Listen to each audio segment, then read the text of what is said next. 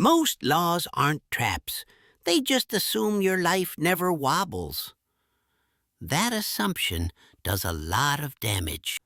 Hello, chums. I'm Them. This is Them's Facts.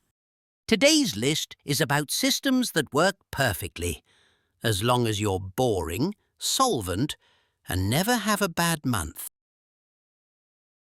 Number 3. Being poor turns small mistakes into crimes. A parking infraction is not a crime. It's a minor civil violation.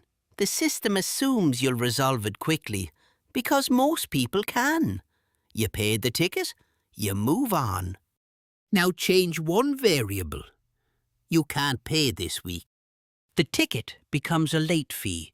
The late fee becomes a notice. The notice becomes a deadline you miss while working. Not because you're dangerous, not because you're reckless, but because the system assumes follow-through. You still need to get to work. You drive. Now it's not a ticket, it's driving while suspended. That's a criminal charge. Nothing new here, no danger or nuisance, just compounding paperwork. This isn't punishment for bad behavior, it's punishment for instability. The system didn't break, you did, and the law noticed. Number 2. Loitering laws don't prohibit a specific act.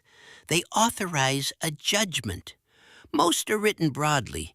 They refer to remaining in a place or being present without a legitimate purpose. Legitimate purpose? What the heck does that mean? It isn't measured in minutes. It isn't tied to conduct.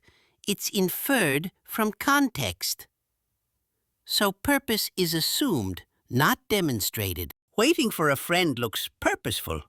Waiting for a bus looks purposeful. Waiting because you have nowhere else to go does not. The difference isn't activity, it's presentation. Clothing, possessions, whether you look like someone who will leave soon. In many cases, poverty makes benign purpose harder to signal. In other cases, poverty makes signaling for help a civil or even criminal offense. Two people can occupy the same space for the same amount of time.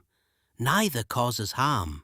Only one is asked to explain themselves and navigate the vagaries and subjectiveness of what constitutes a legitimate purpose. Number 1. Many laws assume continuity. Documents stay valid. Records stay aligned. When life is stable, this upkeep is routine. Renewals happen on time. Information stays current. But when life becomes unstable, upkeep competes with everything else. An ID expires. A registration falls out of date. A record stops matching reality. At first, the lapse remains administrative. It's visible in a system. It simply isn't urgent. The relevance appears later, during a routine interaction, a verification, a request for identification. At that point, the lapse is treated as current behavior, not deferred maintenance. The question isn't intent, it's status. The system assumes continuous upkeep. When continuity breaks, enforcement often fills the gap. Often, meaning enforcement can be arbitrary.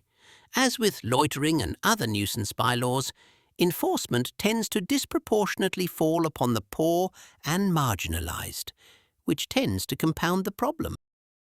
None of this is to say we don't need or appreciate rules and order. It's just proper to be aware that not all crime is born from dangerous or illicit activity, that sometimes legitimate activity is in the eye of the beholder, and not all enforcement occurs evenly.